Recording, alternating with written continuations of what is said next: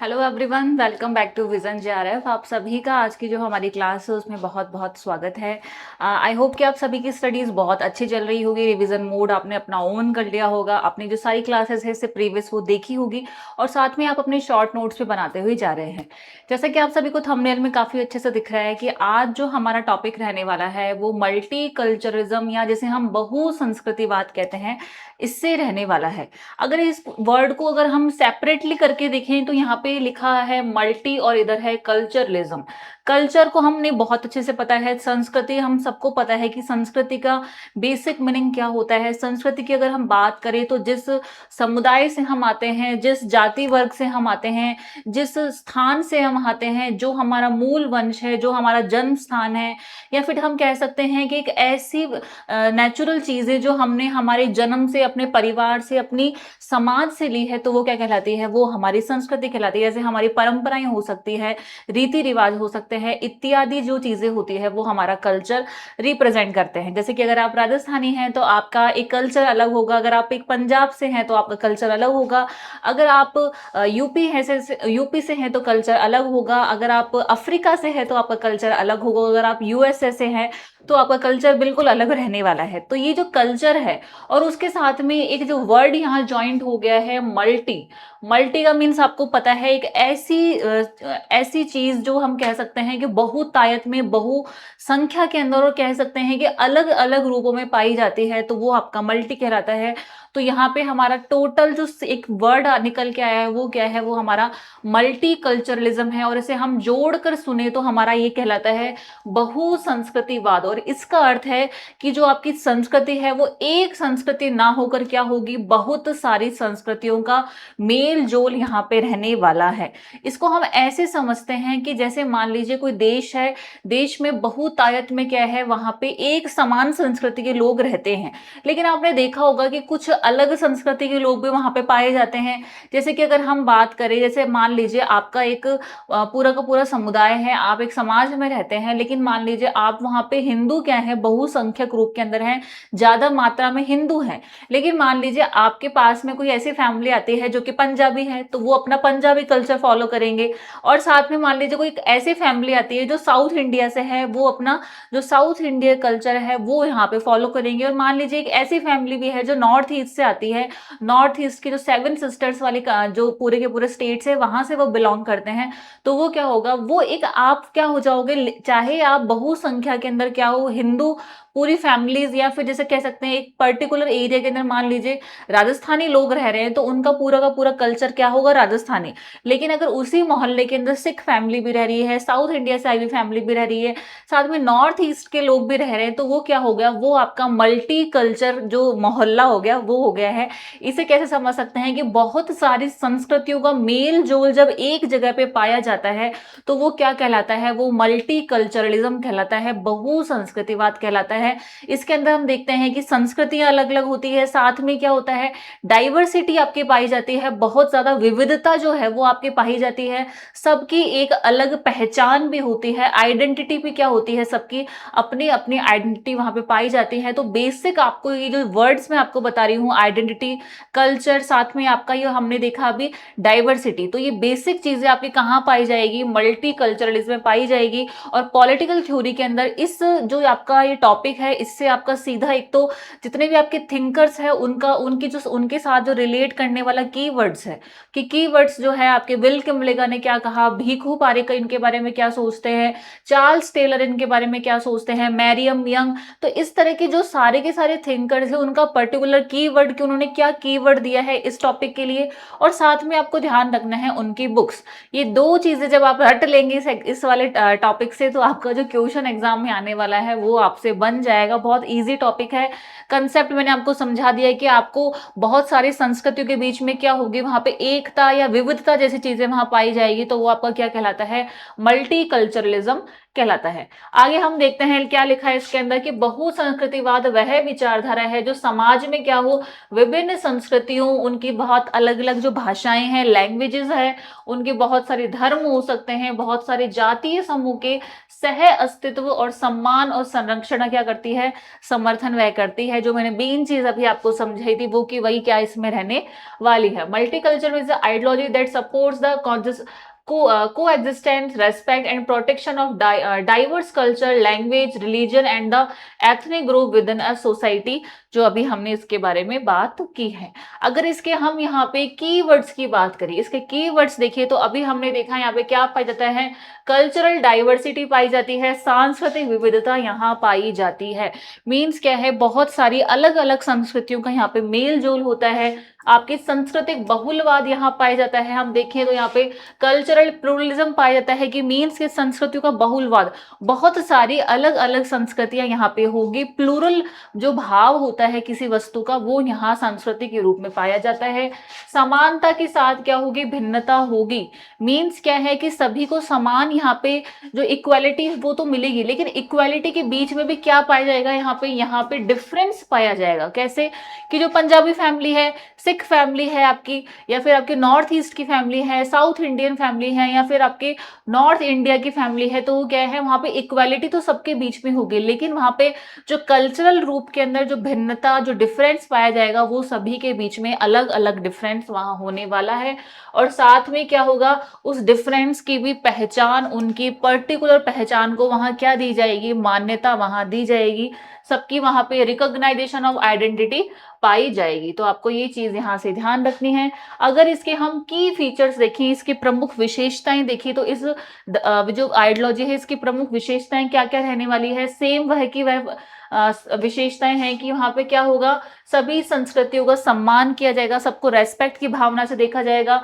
अल्पसंख्यक समुदाय, जो कि कम जो समुदाय है, अल्पसंख्यक कम मतलब आप सभी को पता है यहाँ पे जो आपका माइनॉरिटी कम्युनिटी है, जैसे अभी हमने बात की कि एक मोहल्ला है वहां पे राजस्थानी लोग रहते हैं, तो वो तो क्या है, बहुसंख्यक है। लेकिन जो आपकी पंजाबी फैमिली आई थी, जो नॉर्थ ईस्ट से फैमिली आई थी, वो क्या है, वो अल्पसंख्यक हो गए, क्योंकि वहां पे उनके सेम कल्चर के लोग ज्यादा नहीं रहते हैं, वो एक सिंगल सिंगल फैमिलीज वहां रहती है, तो वो क्या हो गई, वहां पे माइनॉरिटी कम्युनिटी हो गई, कम संख्या के जो लोग हैं जिसे हम अल्पसंख्यक समुदाय कहते हैं, उनकी भी क्या करनी चाहिए, हमें उनकी भी संस्कृति की रक्षा होनी चाहिए, इस बारे में ये बात कहता है। और साथ में क्या है कि समानता के साथ क्या हो, डिफरेंस भी पाया जाएगा, अभी हमने बात की, और भेदभाव और असमानता को समाप्त करने का प्रयास किया जाएगा। ऐसा नहीं हो कि राजस्थानी जो कल्चर के लोग हैं वो पंजाबी या जो नॉर्थ ईस्ट की फैमिलीज हैं उनके ऊपर कुछ भेदभाव करे कि नहीं ये तो कहाँ से आए हैं, इनको तो हम अपने कल्चर जैसा नहीं मानते, तो ऐसा भेदभाव वहां पे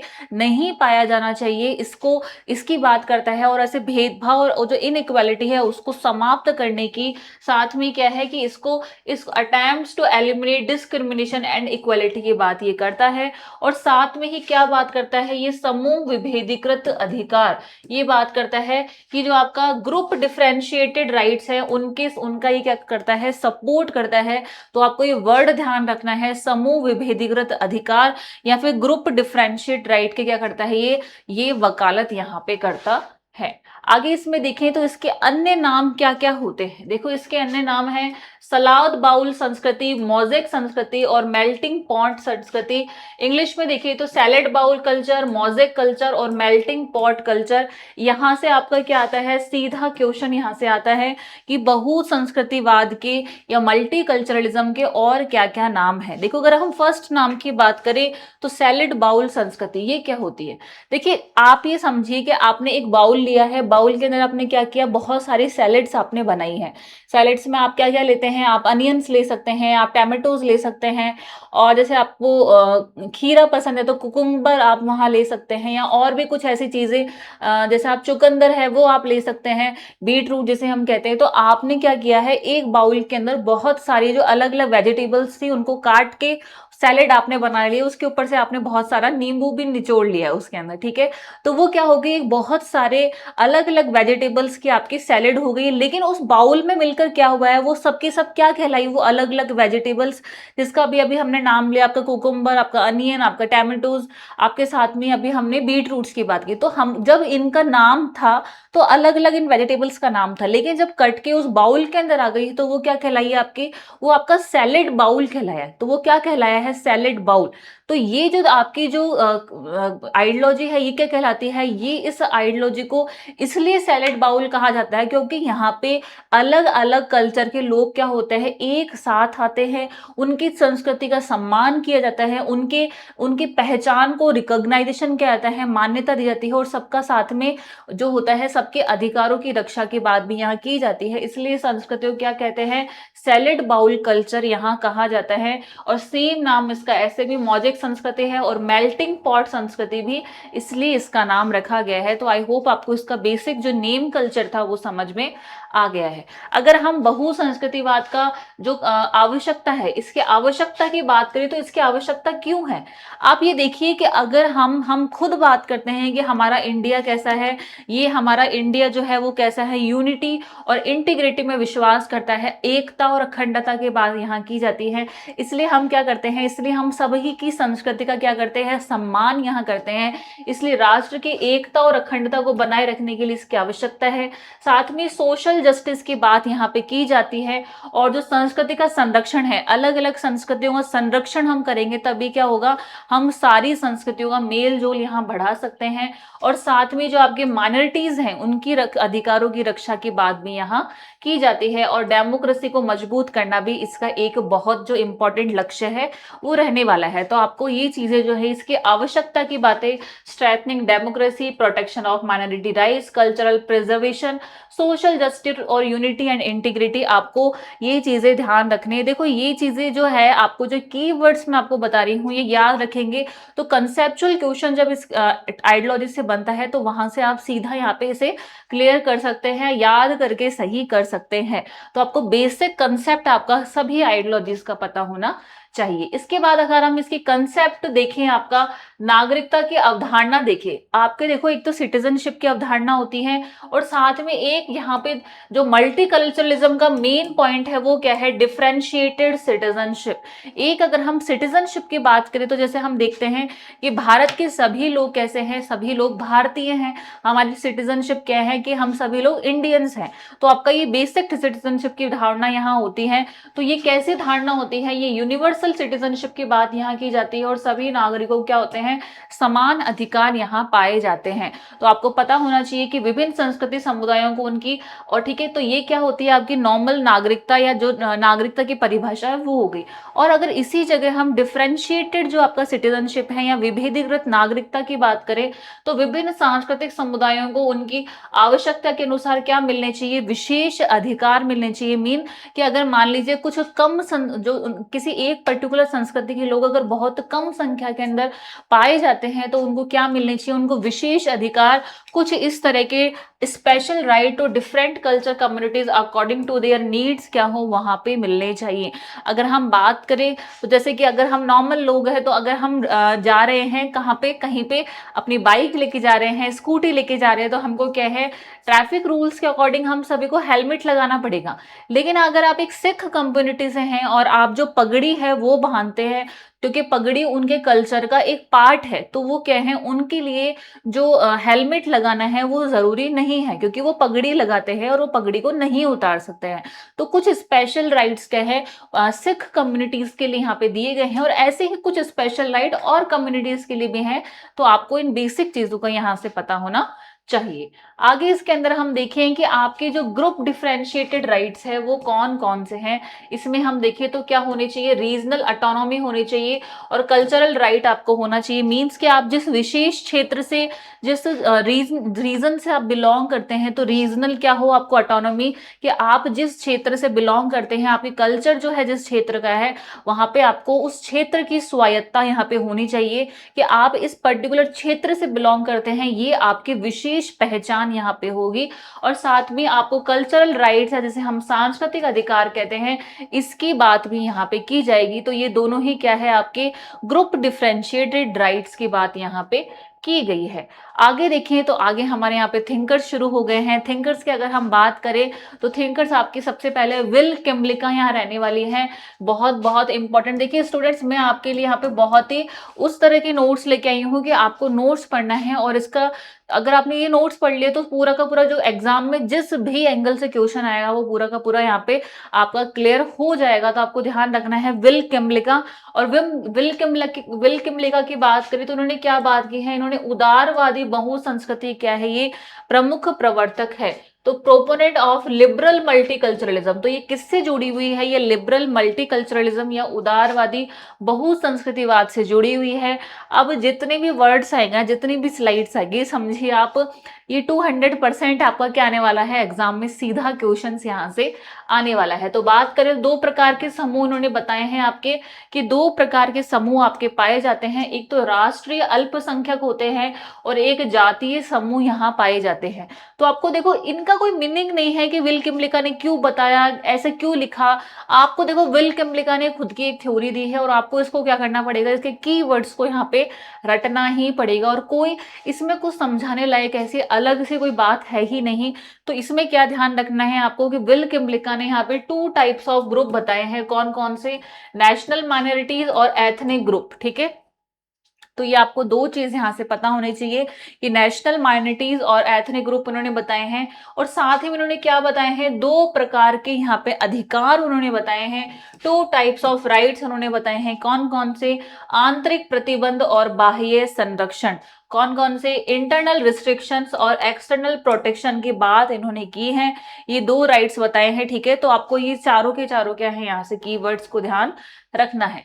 अब क्या गया है, ये तो आपका बहुत बहुत बहुत ज्यादा इंपॉर्टेंट आपका टॉपिक है कि विल किमलिका के प्रमुख अवधारणाएं या फिर जिसे हम कहते हैं की कंसेप्ट क्या क्या है। तो इन्होंने 3 आपके की कंसेप्ट कहाँ है, क्या क्या दिया है। इन्होंने पॉलिटिक्स ऑफ आइडेंटिटी दी है, पॉलिटिक्स ऑफ रिकॉग्नाइजेशन दिया है और पॉलिटिक्स ऑफ रिप्रेजेंटेशन की इन्होंने बात की है। इन्होंने कहा है पहचान की राजनीति, मान्यता की राजनीति और प्रतिनिधित्व की राजनीति की बात इन्होंने की है। तो आप इसे कैसे ध्यान रखेंगे, इसे आप IR² के नाम से ध्यान रख सकते हैं। जैसे मैंने याद किया था इसे कि विल किमलिका ने IR² की बात की है। I से आपका आइडेंटिटी हो गया है, R से आपका यहाँ से रिकॉग्नाइजेशन हो गया है और दूसरे R से आपका रिप्रेजेंटेशन हो गया है।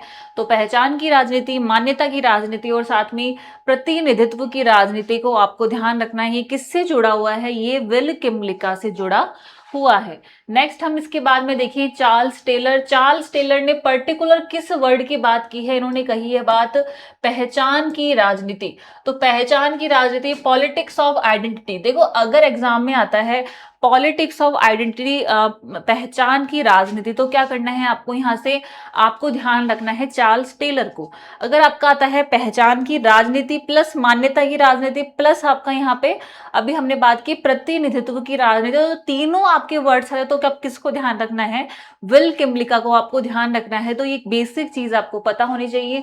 एक इन्होंने क्या कहा है, आत्मसातीकरण का यहाँ पे विरोध किया है, अपोज आपका एसिमिलेशन, आपका यहाँ पे इनको अपोज किया गया है आत्मसातीकरण को।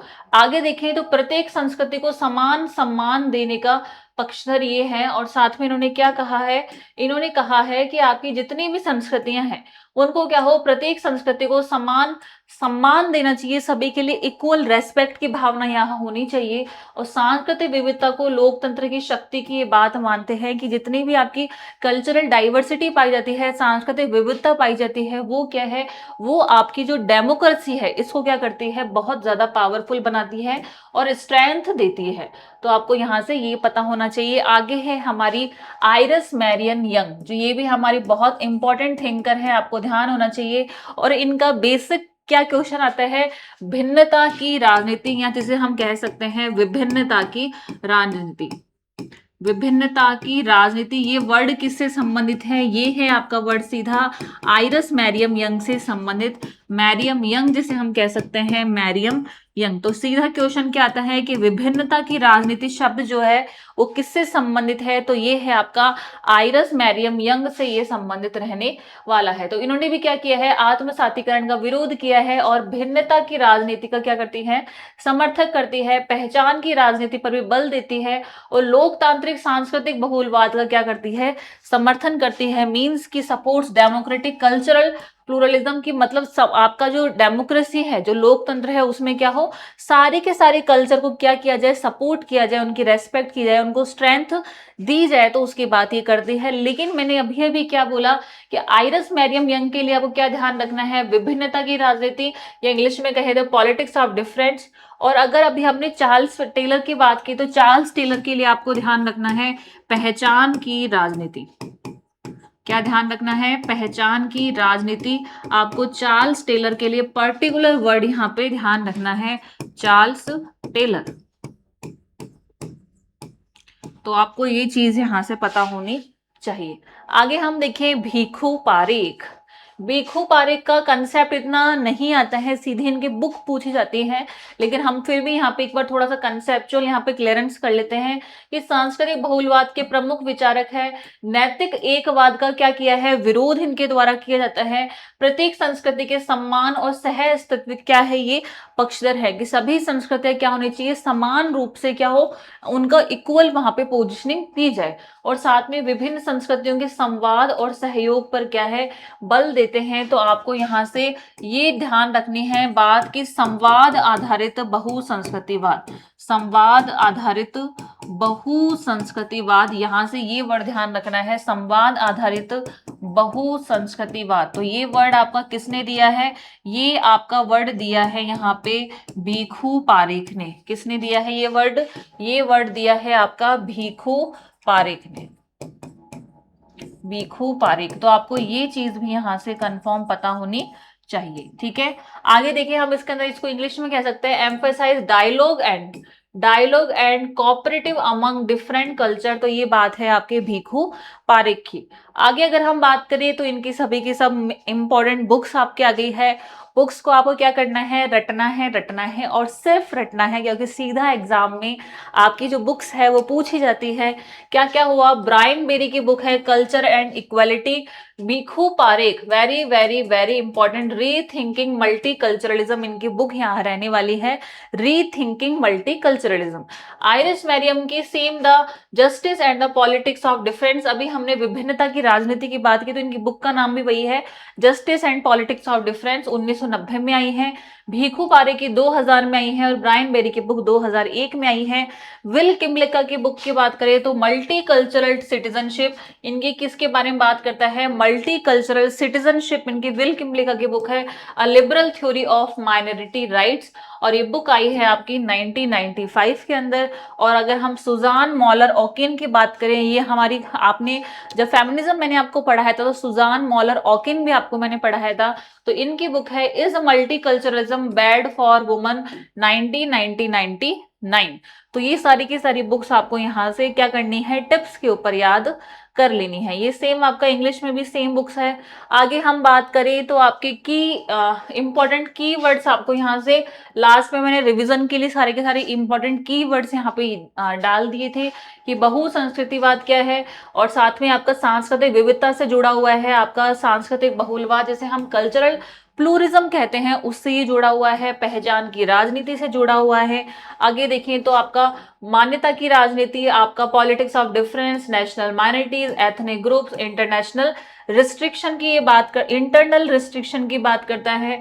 साथ में देखिए तो एक्सटर्नल प्रोटेक्शन, अभी हमने बात की थी, किससे जुड़ा हुआ था आपका इंटरनल और एक्सटर्नल, ये विल किमलिका से जुड़ा हुआ था। ग्रुप डिफरेंशिएट राइट की बात करता है। एसिमिलेशन का क्या करता है, इनका अपोज करता है, क्या करता है, अपोज करता है। और मॉरल मॉनिज्म या नैतिक एकवाद को भी क्या करता है, ये अपोज करता है। तो आपको ये चीज भी यहाँ से ध्यान होनी चाहिए। आगे अभी अभी हमने बात की सारे थिंकर से क्या करने थे, आपको कीवर्ड्स याद करने थे। तो ये सभी के सभी कीवर्ड्स भी मैं क्या लेकर आई हूँ, आपके लिए सामने लेकर आई हूँ। तो आपको ध्यान रखना है, विल किमलिका उदारवादी बहुसंस्कृतिवादी है। चार्ल्स टेलर ने मान्यता की राजनीति की बात की है। आइरिस मैरियम यंग ने भिन्नता की राजनीति या पॉलिटिक्स ऑफ डिफरेंस की बात की है। भीखू पारेख ने यहाँ पे सांस्कृतिक बहुलवाद, या फिर मैं लिख देती हूँ यहाँ पे संवाद आधारित बहुलवाद, संवाद आधारित मल्टीकल्चरलिज्म या बहु संस्कृतिवाद की क्या की है इन्होंने, वकालत की है। तो आपको ये चीज भी यहाँ से ध्यान रखनी है, ठीक है। आगे देखें तो ब्रायन बेरी क्या करती है, आपके बहु संस्कृतिवाद की आलोचना करती है। और सुजान मॉलर ऑकिन ने भी क्या किया है, नारीवादी दृष्टिकोण से बहु संस्कृतिवाद की क्या है, आलोचना की है कि आपने बहु संस्कृतिवाद को तो प्रमोट कर दिया, लेकिन उन महिलाओं का क्या, उन नारियों का क्या जिनकी वजह से, जिनका क्या हुआ है, उत्पीड़न बहु संस्कृतिवाद में हो रहा है। तो उसकी बात यहाँ पे सुजान मॉलर हॉकिन के द्वारा की गई है। सेम आपका वही इंग्लिश में ट्रांस हो गया है। अब हम क्या लेकर आए हैं, अब हम यहाँ से एमसीक्यूज की प्रैक्टिस भी करते हैं कि किस तरह से आपका जो क्वेश्चन है उसका आंसर यहाँ रहने वाला है। अगर देखें ऑप्शन नंबर 1 है आपका, बहु संस्कृतिवाद का प्रमुख उद्देश्य क्या है, what is the main objective of multiculturalism. तो ऑप्शन ए है आपका, सांस्कृतिक एक रूपता का स्थापित करना, सांस्कृतिक विविधता का संरक्षण और सम्मान करना, केवल बहुसंख्यक संस्कृति को बढ़ावा देना और सभी संस्कृतियों का विलय करना। क्या रहेगा क्वेश्चन नंबर 1 का आंसर, एक बार आप इसे चेक कीजिए।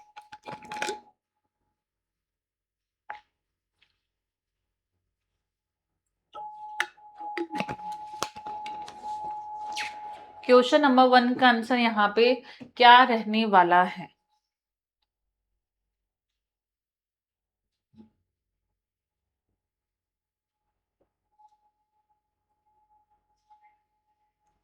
क्वेश्चन नंबर 1 का आंसर यहाँ क्या रहने वाला है।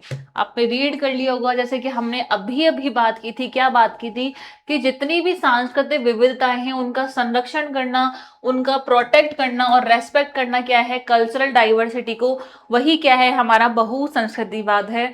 तो ऑप्शन बी क्या है, बिल्कुल यहाँ ठीक रहने वाला है। ऑप्शन बी यहाँ पे बिल्कुल ठीक है।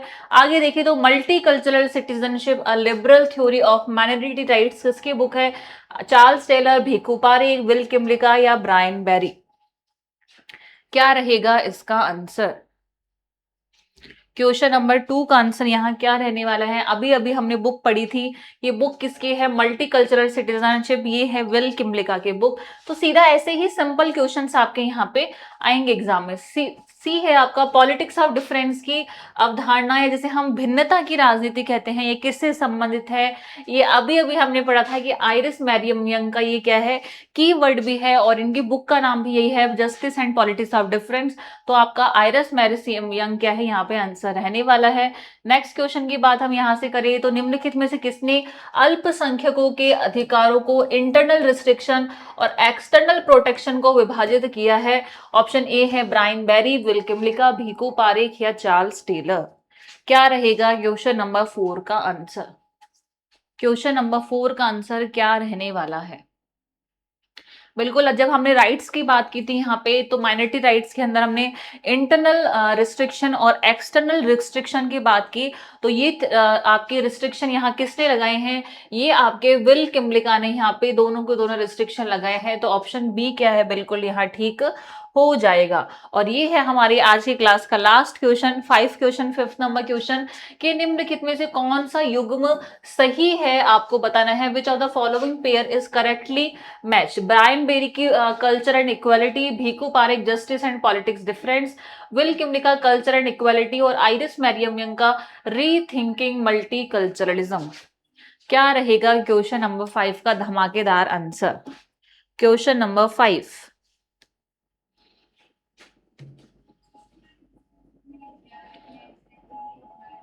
देखो अभी अभी हमने बात की कि रीथिंकिंग मल्टीकल्चरलिज्म तो किसका था, ये तो आपका भीखू पारेख का था, ये तो भीखू पारेख का था ना, अभी अभी हमने पढ़ा था इसे। किसका था ये, भीखू पारेख का यहाँ पे रहने वाला था, भीखू पारेख। तो ये तो यहाँ से गलत हो गया, ऑप्शन डी तो क्या हो गया, गलत हो गया। कल्चर एंड इक्वालिटी, ये तो क्या बात करती है, विल किमलिका कल्चर और इक्वालिटी की बात कब करती है, ये तो कहती है कि मल्टी कल्चर को क्या करना है, डाइवर्सिटी को हमें वहां पे एक्सेप्ट करना है। तो विल ये भी गलत हो गया। भीखू पारेख का है justice and politics of difference. अभी अभी हमने देखा था कि पॉलिटिक्स और डिफरेंस की बात किसने की है, ये बात की है आपकी यहाँ पे मैरियम यंग ने। किसने की थी, मैरियम यंग ने की थी। तो यहां से ये भी क्या हो गया है, यहाँ पे ये भी गलत हो गया। तो ऑप्शन ए क्या है, बिल्कुल सही। ब्रायन बेरी ने क्या बोला, कल्चर एंड इक्वालिटी की यहाँ बात की है कि सभी क्या हो, कल्चर का अलग अलग भाग नहीं हो, बल्कि क्या हो, यहाँ पे सभी कल्चर एक जैसे बन जाए, कोई डिफ्रेंशिएट वहां पे ना किया जाए। तो आपको मैंने थोड़ी देर पहले बताया भी कि ब्रायन बेरी ने क्या किया था, आपको मल्टीकल्चरलिज्म की आलोचना की थी कि वो कहना क्या चाहते हैं कि अलग अलग संस्कृतियों से बेटर है कि सबके सब क्या हो, एक ही संस्कृति में घुल मिल जाएं, तो वो क्या कहलाएगी, वो इसलिए ब्रायन बेरी का यहाँ पे क्या मानना है, कल्चर एंड इक्वालिटी की बात इन्होंने यहाँ से की है। तो इस तरह से क्या है, ऑप्शन नंबर ए आपका कंप्लीट हो जाएगा। और आपको ध्यान रखना है, आई आई होप कि आपको जो ये आज वाली क्लास थी, ये बिल्कुल सभी के सभी क्या हो गए होंगे, बिल्कुल इजीली आपको याद हो गए होंगे। ओके, एक सेकंड एक सेकंड।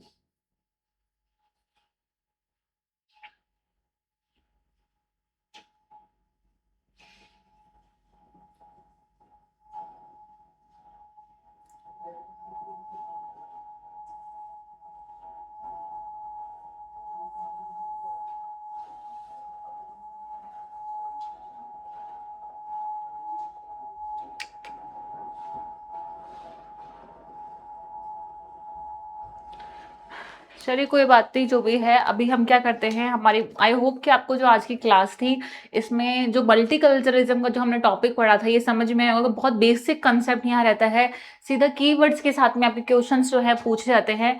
और इसी तरह से क्या करना है, आपको सभी के सभी जो नोट्स थे उन्हें रिवाइज करना है, अपने शॉर्ट नोट्स बनाने हैं, जैसे कि मैं आपको हर बार क्लास में कहती हूँ। और अपने जितने भी प्रीवियस आपके टॉपिक्स हैं उनको रिवाइज करते हुए चलना है। तो चलिए students, thank you so much. Next class में हम जल्दी ही मिलते हैं। Thank you once again.